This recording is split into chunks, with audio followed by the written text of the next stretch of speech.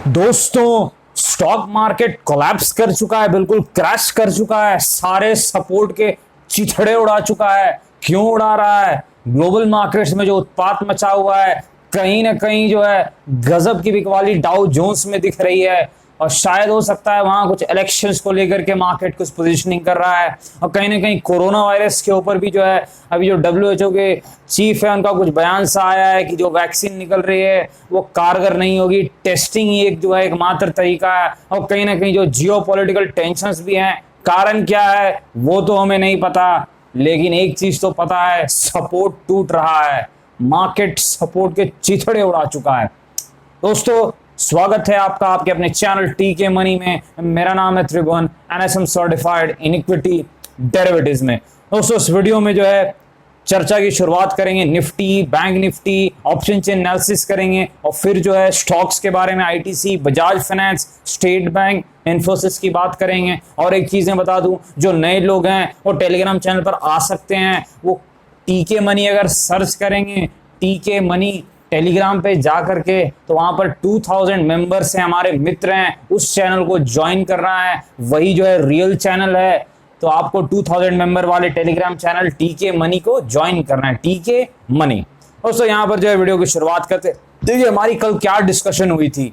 कल कहीं ना कहीं मैं आपको बता दूं, थोड़ी सी मेरे मन में ये बात थी कि मार्केट एक बाउंस बैक दिखा सकता है 5 दिन की बकवाली के बाद, क्योंकि रेयर है। 99% टाइम जो चीज नहीं हुई वो हुई है। दोस्तों, क्या मार्केट ने जो है चिथड़े उड़ा दिए सपोर्ट के, और वो भी जो है किस दिन? मंथली एक्सपायरी के दिन। दोस्तों, ये चीज रेयरेस्ट ऑफ द रेयर में से मानी जाती है। ये होती नहीं है कि सपोर्ट लेवल के चिथड़े उड़ा दे मार्केट, वो भी जो एक्सपायरी डे के दिन। और दूसरी चीज क्या हुई है, लगातार 6 दिन नेगेटिव क्लोजिंग। ऐसा भी अक्सर होता नहीं है मार्केट में, ये 1% टाइम ही होता है और वो हो गया यहाँ पर। और हमारी डिस्कशन में हमने क्या कहा था कि मार्केट अगर जो है 11,000 जो है 150 के ऊपर जाएगा, तभी जो है हम बाइंग की जो पोजीशन के बारे में देखेंगे। और अगर मार्केट 11,020 से 11,040 के नीचे अगर चला जाता है और सपोर्ट तोड़ देता है 11,000 का, तब क्या? शॉर्टिंग। बिल्कुल मार्केट नीचे जा सकता है कहीं ना कहीं जो है। और मार्केट ने क्या किया आपको पता है, गैप डाउन ओपनिंग दिखाई, एक बाउंस बैक जरूर आया, पर वो 11,000 के ऊपर टिक नहीं पाया, 5 मिनट भी नहीं टिक पाया। और उसके बाद आपने देखा क्या हुआ, मार्केट के चिथड़े उड़ गए, खुला और गिरते ही चला गया। तो कहीं ना कहीं मार्केट में जो बिकवाली हुई है, इस गजब की जो बिकवाली हुई है, कहीं ना कहीं हमने कहा था सपोर्ट जोन 11,000 11,100 का अगर ब्रेक होता है तो आपको जो है 50-100 पॉइंट बहुत तीखे तरीके से मिलेंगे। और यहाँ बोनस मिल गया, 200 पॉइंट मार्केट गिर गया। अब एक चीज मैं बता दूं, वॉलेटिलिटी बहुत ज्यादा है। कृपया जो नए लोग हैं, बिगनर्स हैं, ट्रेडिंग ना करें, या करें भी तो बहुत कम क्वांटिटी से करें, हेजिंग करके काम करें। मार्केट बहुत वॉलेटाइल है, यहाँ पर जो है कहीं ना कहीं ध्यान से काम करना है। हमने अभी तक तो मजे लिए मार्केट के, जो है कॉल राइटिंग कर करके। आपको पता है मंदी की पोजीशन बना करके 11,700 से ही 800 से हम मंदी पे थे, जो ऊपर गया था मार्केट। लेकिन यहाँ पर जो है दोस्तों अब थोड़ी सावधानी से काम करना है। क्यों? मार्केट ओवरसोल्ड है, काफी गिर चुका है। 200 डे एक्सपोनेंशियल मूविंग एवरेज के आसपास मार्केट भी आ चुका है, निफ्टी भी, और क्या डाउ जोन्स भी 200 एक्सपोनेंशियल मूविंग एवरेज के आसपास कुछ आ चुका है। यहाँ आसपास जो बड़े फंड हैं, जो म्यूचुअल फंड हैं, जो बड़े इन्वेस्टर्स हैं, बड़े ट्रेडर्स हैं, वो भी कहीं ना कहीं प्रयास करते हैं मार्केट को बचाने का। इस लेवल के आसपास जो 10,800 के आसपास का लेवल है, तो मेरा ख्याल है कि अगर कुछ जो है बैड न्यूज ना आए तो एक बाउंस बैक दिख सकता है। लेकिन जब तक निफ्टी 11,100 के ऊपर क्लोजिंग ना दे दे 2 से 3 दिन, हम ये नहीं मानेंगे कि फिर से जो है बुल मार्केट स्टार्ट हो गया है। क्योंकि कहीं ना कहीं यहाँ पर आप 20 डे एक्सपोनेंशियल मूविंग एवरेज को तोड़ चुके हैं 11,300 पे, यानी आप शॉर्ट टर्म में नेगेटिव हैं। अगर आपने 200 डे एक्सपोनेंशियल मूविंग एवरेज को तोड़ दिया, यानी आप लॉन्ग टर्म में भी कहलाएंगे कि मीडियम टर्म में भी आप नेगेटिव हो जाएंगे। तब ट्रेडर्स जो है हर उछाल पे बेचने वाले हैं, इस चीज का याद रखिएगा। ऑप्शन चेन एनालिसिस करते हैं, आपको पता है राइटर्स की धज्जियां उड़ गई। अगर उन्हें हेजिंग नहीं किया होगा तो मुझे लगता है उनके चिथड़े उड़ गए होंगे। आपको पता है कि हम तो कॉल राइटिंग कर रहे थे, हम तो जो है मंदी की पोजीशन बना रहे थे, तो हमने अभी तक तो मजे लिए हैं। लेकिन अभी जो है हम राइटिंग नहीं करने, कोई पोजीशन में नहीं बनाई है, और कहीं ना कहीं मार्केट की डायरेक्शन को लेकर हम भी कंफ्यूज हैं कि मार्केट देखिए ओवरसोल्ड मार्केट है, लेकिन मार्केट गिर गया इसलिए खरीद लें, ये कोई तुक नहीं बनता as a trader. As a investor तो बिल्कुल इन्वेस्टमेंट करनी चाहिए। 30% आपको जो है ओवरऑल इन्वेस्टमेंट का भी करना चाहिए, अच्छे अच्छे स्टॉक्स में, लेकिन एज अ ट्रेडर आपको भाव देखना है, भाव के बिना कुछ भी अधूरा है। यहाँ पर एक चीज मैं बता दूं, 10,500 पे सबसे ज्यादा ओपन इंटरेस्ट है, यानी कि कहीं ना कहीं 10,500 एक इंपॉर्टेंट लेवल है। और इस लेवल की एक्सपायरी के लिए एक चीज मैं बता दूं, कहीं ना कहीं जो मैं वही मंथली देखता हूँ, शुरुआत में मैं हमेशा मंथली ऑप्शन चेन एनालिसिस करते हुए डेटा देखता हूँ, ऑप्शन चेन का मंथली वाला। तो यहाँ पर एक चीज मैं बता दूं, 10,600 जो है बड़ा सपोर्ट लेवल है, 10,556 से 10,600 ये जो है बड़ा सपोर्ट लेवल है। ये ट्रेडर्स को याद है, जो लोग 3 साल से ट्रेडिंग कर रहे हैं उन्हें भी याद है, 2 साल से कर रहे हैं उन्हें भी याद है, बड़ा सपोर्ट जोन है। अगर ये ब्रेक हो जाता है कंक्लूसिवली तो दोस्तों कहीं ना कहीं बहुत बड़ी गिरावट हो सकती है। अगर ये लेवल बच जाता है तो कहीं ना कहीं जो है एक बाउंस बैक देखने को मिल सकता है 20 डे एक्सपोनेंशियल मूविंग एवरेज की तरफ, क्योंकि इतिहास अगर आप देखें तो अक्सर बाउंस बैक जो आते हैं वो 20 डे एक्सपोनेंशियल मूविंग एवरेज की तरफ जो है जरूर एक बार जाते हैं। सपोर्ट आपको पता है 10,550 से 10,600 का है, थोड़ी लंबी बात मैं कर रहा हूं। और रेजिस्टेंस कहां पर है, 11,250 से 11,300 के लेवल। ये हम लंबी बात कर रहे हैं, पूरे जो है वीकली और मंथली उस सीरीज की बात कर रहे हैं। बहुत वोलेटाइल सीरीज है, बिल्कुल ध्यान से काम करना है। अभी तक पोजीशन नहीं बनाई है हमने, कहीं ना कहीं जो हम थोड़ा जो है देखते हैं यहाँ पर मार्केट कल क्या करवट लेता है। जो हम सोच रहे हैं मार्केट बाउंस बैक दिखाता है या नहीं, उसी हिसाब से हम जरूर काम करेंगे। तो निफ्टी जो है आपको पता चल गया, बैंक निफ्टी की तरफ जाते हैं। देखिए बैंक निफ्टी आपको पता है टैंक निफ्टी है, कहने का अर्थ बड़ा साफ है, हर दिन खुलता है सिर्फ नीचे जाने के लिए, और ये निफ्टी से भी ज्यादा कमजोर है, बहुत दिनों से गिरते जा रहा है, कोई बाउंस बैक नहीं था। हमारी उम्मीदें क्या थी, 21,000 एक सपोर्ट है, अगर वो ब्रेक हुआ 500 पॉइंट बिल्कुल आराम से आएंगे, आए कि नहीं आए, बिल्कुल 600 पॉइंट आ गए। ये सपोर्ट का कमाल होता है। अगर सपोर्ट लेवल ब्रेक हो गए, 15 मिनट के लिए टिक गया स्टॉक या फिर वो जो इंडेक्स है, तो कहीं ना कहीं चांसेस बढ़ जाते हैं 75% के आसपास कि एक बड़ी मूवमेंट आएगी दूसरी तरफ, क्योंकि सपोर्ट टूट गया है तो आपको 500 पॉइंट की बिकवाली जरूर देखने को मिलती है। और अगर सपोर्ट बच जाता तो वही उल्टा होता, 500 1000 पॉइंट के ऊपर की बिकवाली। मैंने कल एक स्ट्रेटजी भी कही थी, कहीं ना कहीं वो स्ट्रेटजी काम आई होगी आप लोगों के, कहीं ना कहीं जो at the money call put को समय खरीद लेने से फायदा होता, क्योंकि मार्केट ने बड़ी मूवमेंट दिखाई यहाँ पर। और मैं तो राइटिंग करता हूँ आपको पता है, इसलिए मैंने ये पोजीशन नहीं बनाई थी, लेकिन अच्छी स्ट्रेटजी थी, जिन्होंने बनाई उनके जरूर काम आई होगी। निफ्टी बैंक की मैं बात कर रहा हूँ। अब सपोर्ट लेवल क्या है, देखिए अब सपोर्ट तो बस जो है ग्लोबल मार्केट ही एक सपोर्ट है। अगर ग्लोबल मार्केट यहाँ पर वापसी नहीं दिखाता है तो आपको दिक्कतें हो सकती है।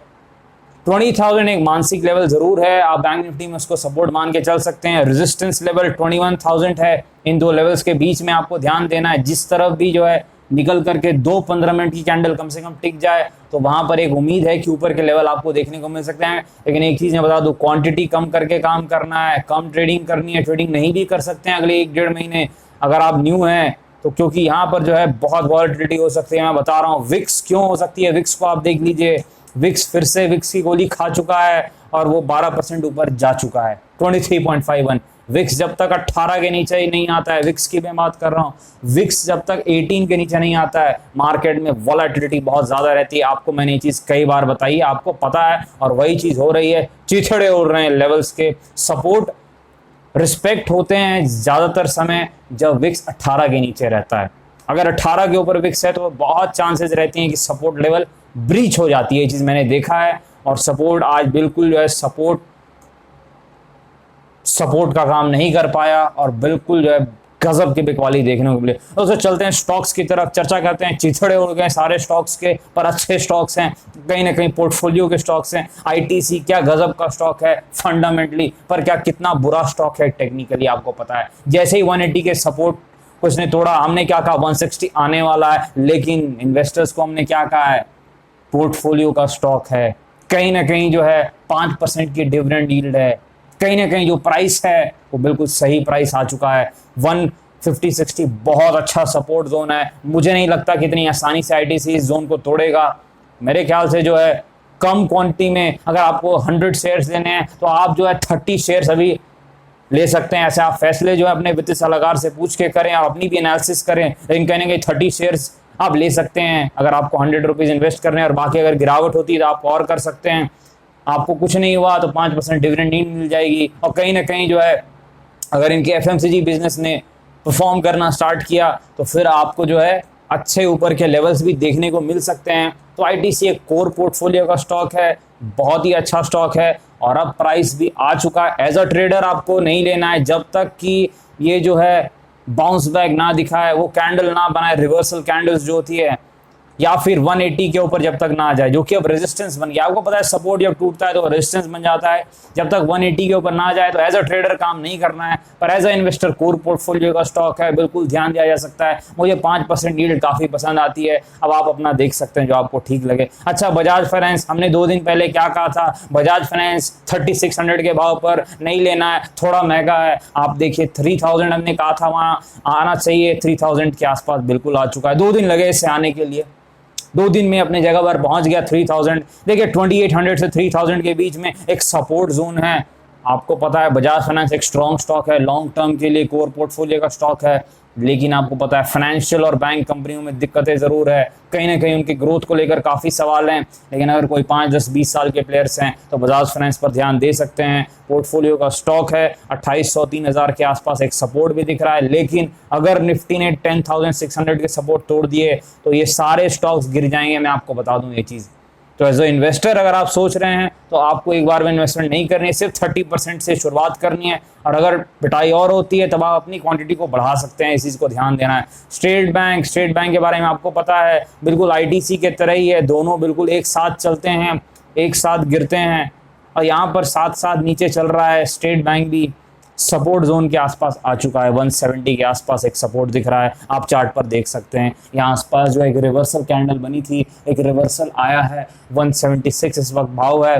कहीं ना कहीं स्टेट बैंक ऐसा स्टॉक है जिसको अगर आप जो है सही प्राइस पर लें तो एज अ ट्रेडर भी ये पैसे बनाता है और एज अ इन्वेस्टर भी ये पैसे बनाता है। और यहाँ पर अगर जो है फंडामेंटली आप देखें तो चीप है, कहीं ना कहीं एक्सपेंसिव तो बिल्कुल भी नहीं है, क्योंकि प्राइस टू बुक वैल्यू के हिसाब से मेरे ख्याल से 0.5 times price to book value है, क्योंकि इनकी इतनी सब्सिडरीज हैं। अगर आप देख लें जाकर के, SBI लाइफ है, इंश्योरेंस है, SBI जनरल लाइफ है, SBI एसेट मैनेजमेंट है, UTI म्यूचुअल फंड में भी जो आ रहा है उसमें भी इनका कुछ स्टेक है।